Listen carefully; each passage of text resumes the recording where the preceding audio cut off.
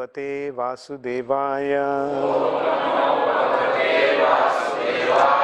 Om Namo Bhagavate Vasudevaya.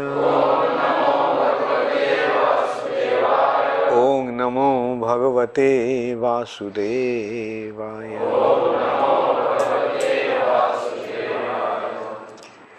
Srimad Bhagavatam, 3rd Canto, Chapter 24, the renunciation of Kardama Muni, text 41.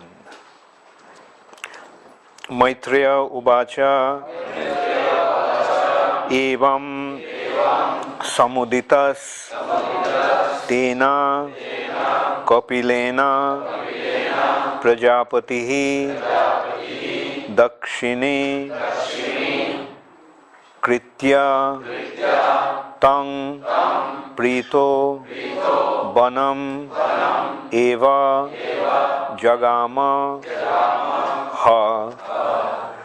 Maitreya Uvacha Evam Samuditastena Kopilena Prajapati Dakshinikritya Tang Prito Vanameva Jagamaha. Evam Samuditastena Kapilena Prajapatihi Dakshinikritya Tang Prito Vanameva Jagamaha. Evam Samuditastena Kapilena Prajapatihi Dakshinikritya Tang Prito Vanameva Jagamaha.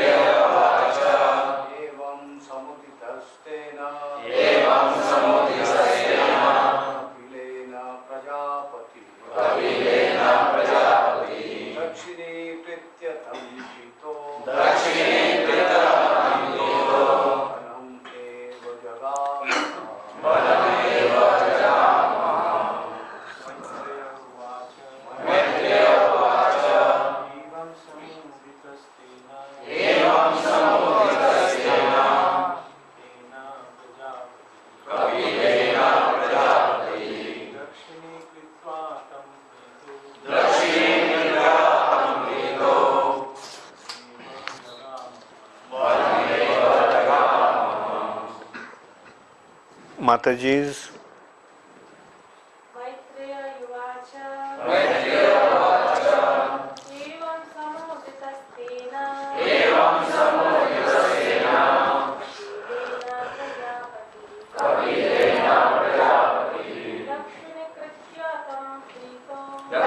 Prajapati Dakshinikritya Tam Prito Vanam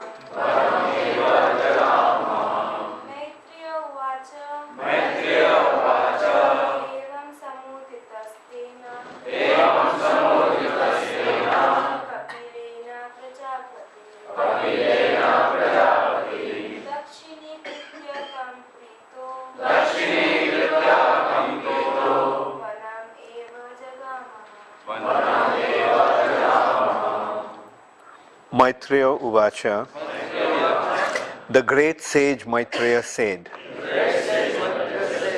Evam thus Samuditaha addressed, Tena by him, Kapilena by Kapila, Prajapatihi the progenitor of human society, Dakshinikritya having circumambulated, tam, him, pritaha, being pleased, vanam, to the forest, eva, indeed, jagama, he left, ha, then. Sri Maitreya said, thus, when Kardama Muni, the progenitor of human society, was spoken to in fullness by his son Kapila, he circumambulated him, and with a good pacified mind, he at once left for the forest. Please repeat after me. Sri Maitreya said, thus, when Kardama Muni, the progenitor of human society, was spoken to in fullness by his son Kapila, he circumambulated him, and with a good pacified mind, he at once left for the forest. Purport by Srila Prabhupada. Going to the forest is compulsory for everyone. It is not a mental excursion upon which one person goes and another does not. Everyone should go to the forest at least as a Banaprastha. Forest going means to take 100% shelter of the Supreme Lord, as explained by Prahlad Maharaj in his talk with his father. Sada samudbigna dhyam, Srimad Bhagavatam 7.5.5. People who have accepted a temporary material body are always full of anxieties. One should not therefore be very much affected by this material body, but should try to be freed. The preliminary process to become freed is to go to the forest or give up family relationships and exclusively engage in Krishna consciousness. That is the purpose of going to the forest. Otherwise, the forest is only a place of monkeys and wild animals. To go to the forest does not mean to become a monkey or a ferocious animal.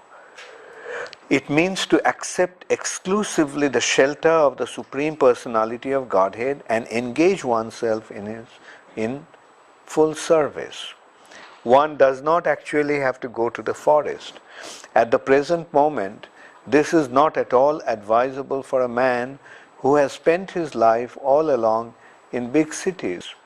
As explained by Prahlad Maharaj, Hittatma patam grihamandha kupam.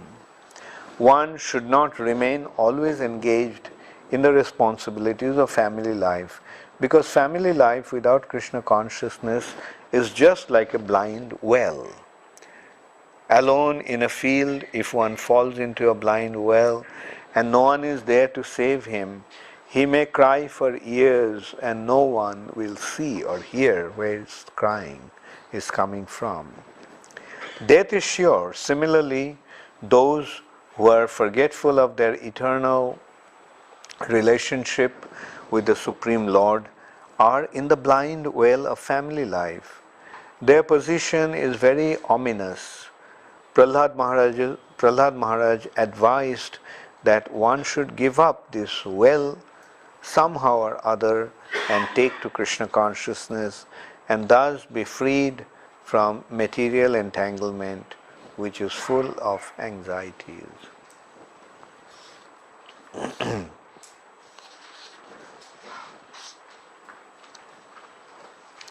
Maitreya Uvacha Evam Samuditastena Kapilena Prajapatihi Dakshini Kritva Tang Prito Banameva Jagamaha. Sri Maitreya said, thus, when Kardama Muni, the progenitor of human society, was spoken to in fullness by his son Kapila, he circumambulated him, and with a good pacified mind, he at once left for the forest. So, in the purport, Prabhupada mentioned two things.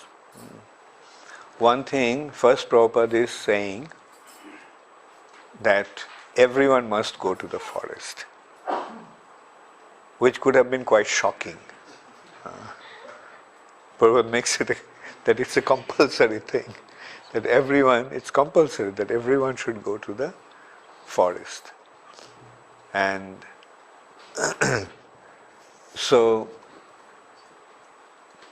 but then Prabhupada is saying that most of the people in this age will not be possible to go to the forest. The purpose of going to the forest, Prabhupada is explaining, is not to just go there and live like an animal. The forest is actually meant for the animals. There in the forest there are monkeys. Monkeys are very frivolous.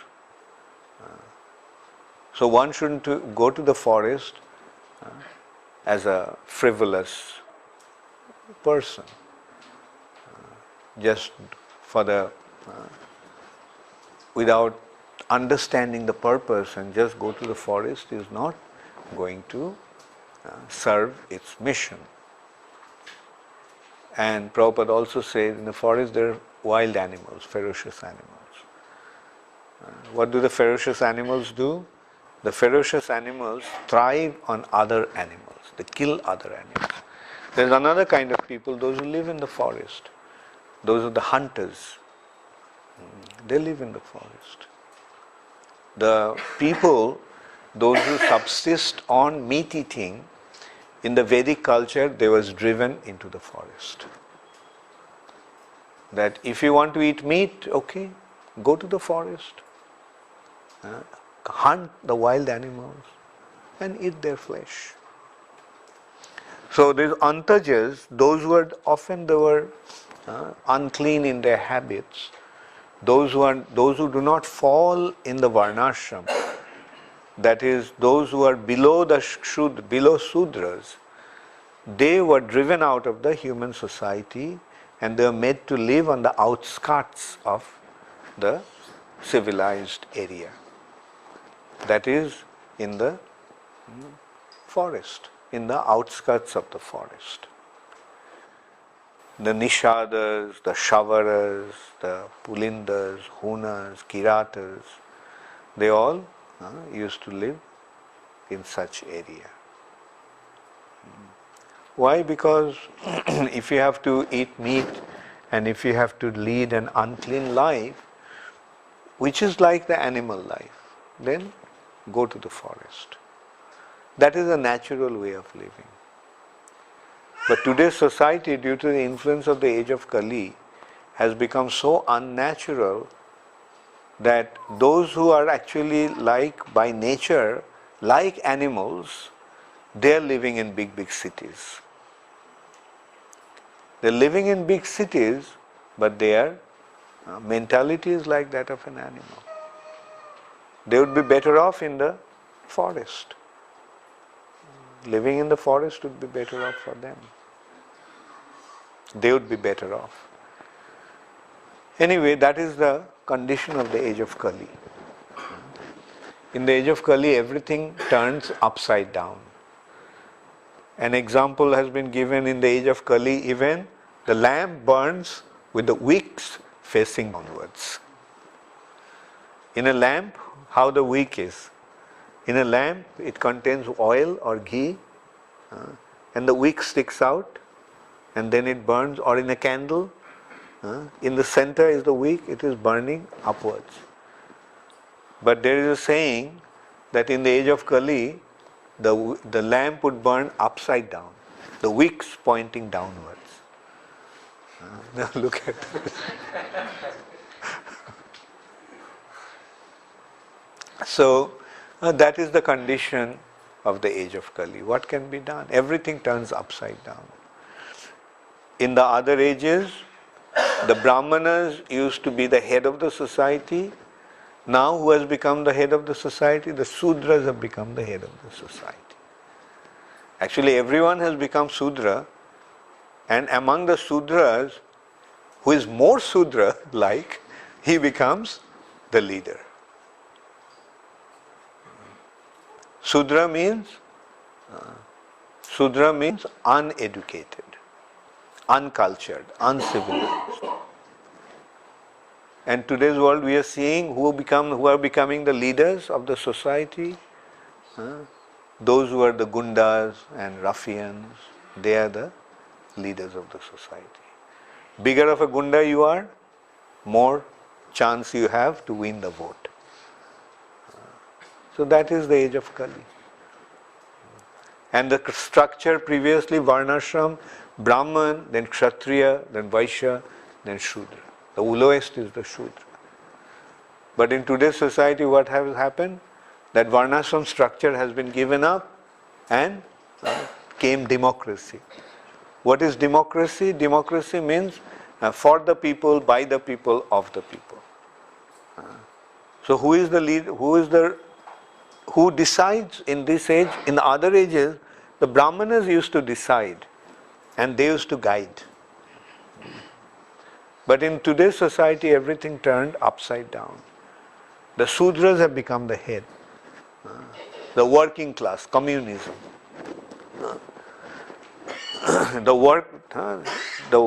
Who has the biggest voice? Who is the most powerful thing? The laborers. In the communist society, it is a society of working class. And little better than communism is a democracy. In democracy, everyone is equal. Everyone has equal right. Everyone has a vote. And with that vote, they can elect a leader.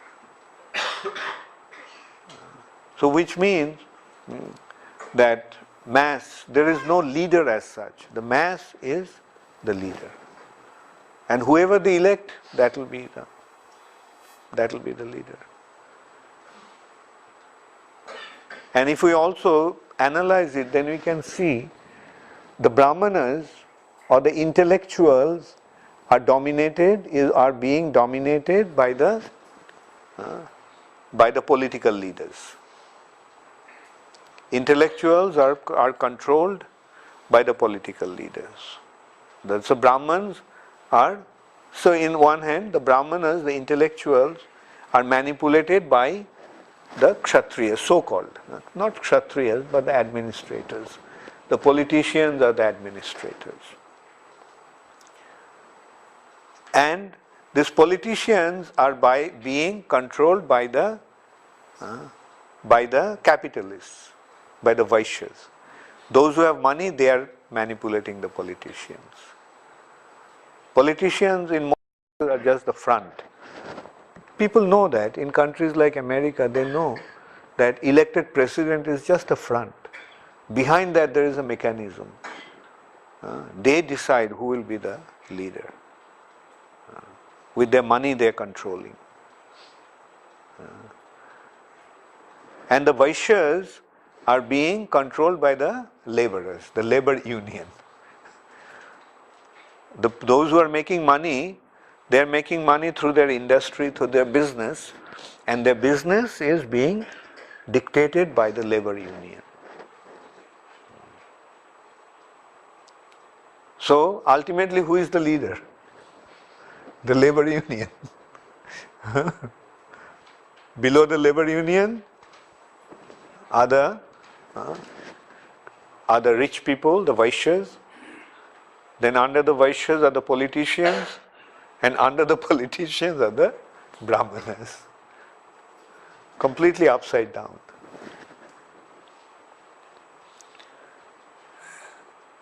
So that is the state of affairs in the age of Kali, what to be done. And the only, actually Kali Yuga is from whichever angle of vision you look at it, from whichever point of view you look at it, you'll find that Kali Yuga is a terrible place. It's a terrible place. It's the most difficult time. But although Kali Yuga is the most difficult of all ages, But asti hi eka mahan guna. Kali Yuga has one great advantage. Otherwise, it's a terrible place. It's a terrible time. Kali Yuga is a terrible time, terrible age. But Kali Yuga has one great advantage. Asti hi eka mahan guna. And what is that mahan guna? Kirtanadeva Krishnasya mukta sangha param brajet. Kirtanadeva Krishnasya, just by chanting the holy name, one can become free from all his material bondage. So that is the advantage of the age of Kali. Like although it is otherwise, it's a very, very degraded age, but it has one great advantage. That is by chanting the holy name of the Lord, one can very easily become free from all his material difficulties. It's a difficult age, but this is the advantage. So that is why it is actually good to be here in this age, especially at this point in time. This point in time means when Chaitanya Mahaprabhu came and gave Krishna consciousness, and then Srila Prabhupada came and spread Krishna consciousness all over the world. That's why we are here. Did we get the opportunity to get this Kirtanadeva Krishnasya? We got this opportunity. So that is the purpose of Kali Yuga. The most wonderful benefit of the Kali Yuga has been achieved just by being here at this time and having this opportunity to take advantage of Krishna consciousness. Otherwise, it's a very, very difficult. It's an completely undesirable state of existence in this age. Everyone is so sinful. We can see that those who are not Krishna conscious, what a dangerous life they are leading. Like most of the people are now addicted to the sinful life. Most of the people in this age are meat eaters. Most of the people are indulging in intoxication. We are seeing now it has become a fashion. If you are a vegetarian, then you can't really mix with anybody. You go to somebody's house, what they'll serve? Meat. You go to any program, sometimes people, devotees tell me that they can't actually associate with any of their relatives. Because the moment they go to the wedding or anything that for the sake of formalities, for social obligations, they have to go to their weddings and all, and what they're serving? They're serving meat and alcohol.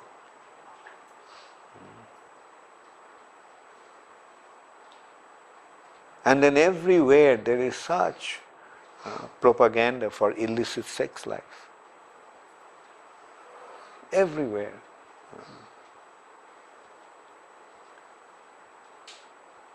And we can see like how people are becoming victimized. Like recently, of parents of one of my disciples in America, they were in great anxiety. They just expressed their anxiety to me that their teenager son, they found him watching pornography in the internet. And they were completely devastated. The thing is, like, what can be done? This young boy has been exposed to that. You have a computer, you open your computer, and you just become victimized by all this. So this is what is happening in the age of Kali. And what to speak of when people go to some other places like casinos and nightclubs.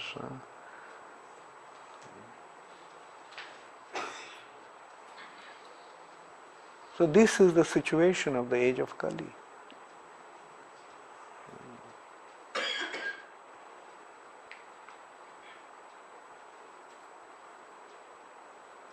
There were cities built with that purpose.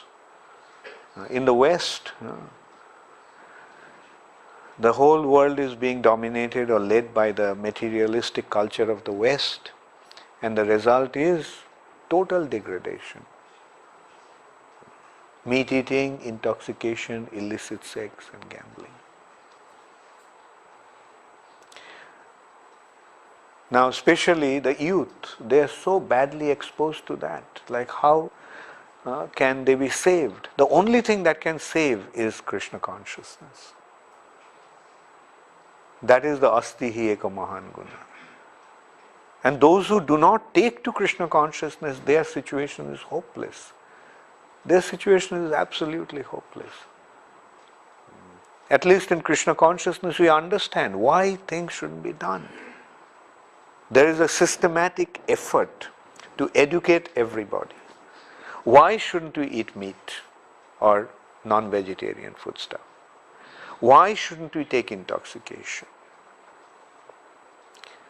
Like we remember, we also had gone through, although the situation was not so bad, but the temptations were there.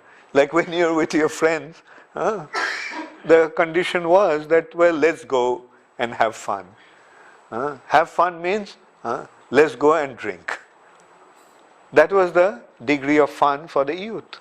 I mean, and I'm sure it is much worse now than during our times. I'm talking about almost 45 years back.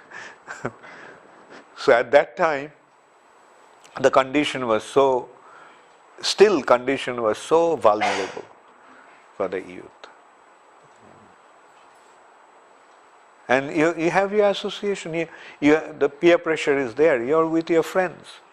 A young boy or girl is naturally going to be affected by their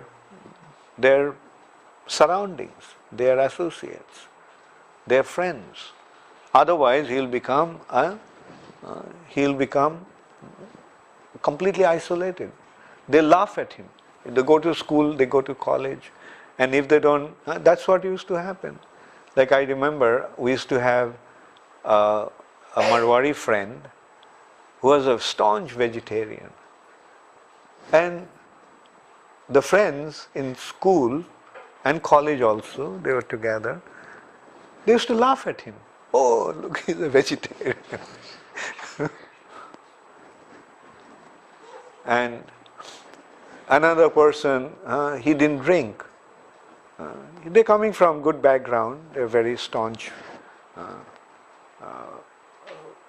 background. And so much effort used to be made just to make him drink. But he was strong enough to withstand those influences. But how many people can actually withstand that?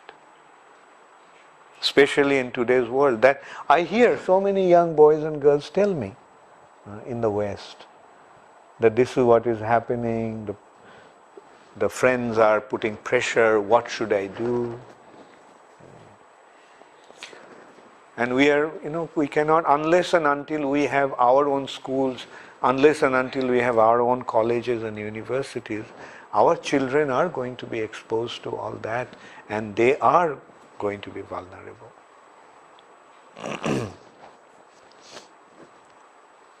That's why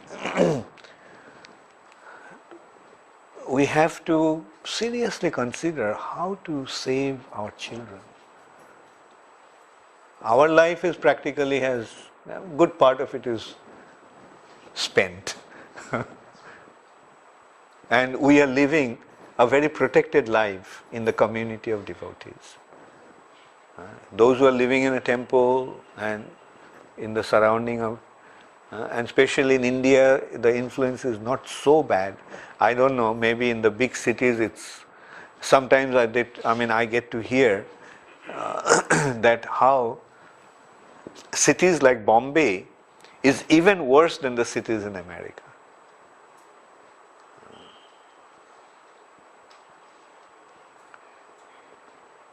one one couple from Bombay, they were telling me, the wife was telling me that his husband has, when they go to Bombay, their surrounding is so degraded, that are so degrading. He goes into his association of his friends, and they get into a competition who can drink more whiskey. And she was telling me that they polish off one bottle each, like, like, I mean, so this is how degraded people have become in cities like Bombay. Like when you imitate, you become even worse. What India is doing today, India is, most of the youth in India are imitating the West. So when they imitate, they become even worse. In cities like America and Europe, that is how they grow up, that is their way of life, that's understandable. But in India, it's too extreme opposite.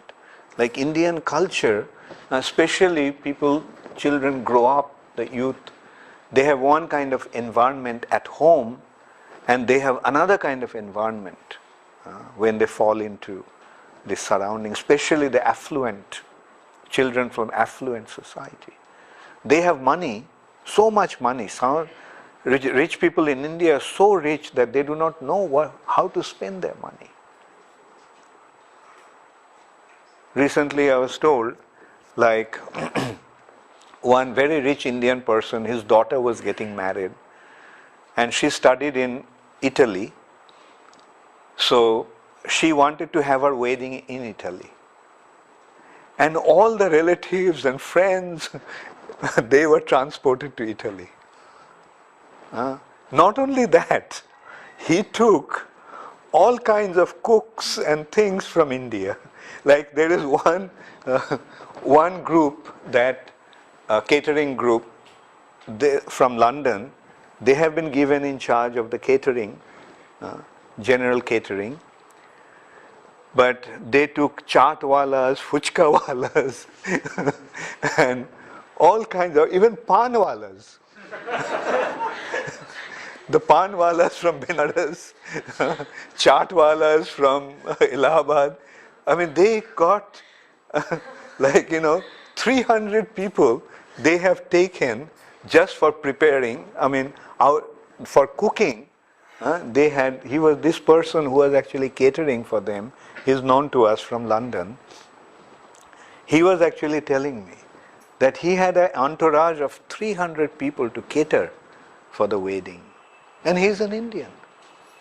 This person who is actually, anyway, by the way, this is the Mittals. No, I'm sorry, not Mittal, Jindals. His daughter is getting married. She studied in Florence.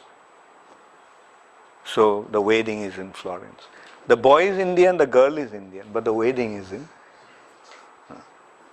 Also, I get to hear that Indians, they have their wedding in Indonesia.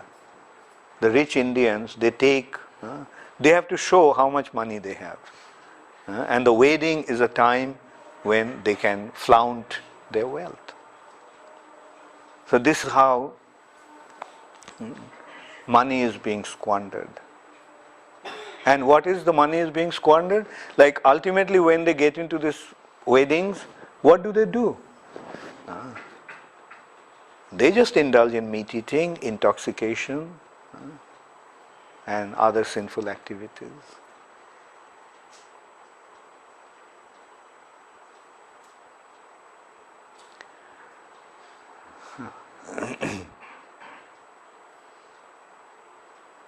So, asti hi eka mahan guna. The only way to save oneself in this dangerous age of Kali is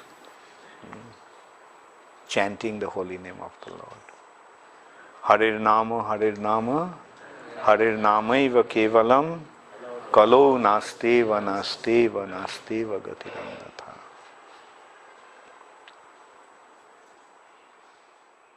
Hare Krishna.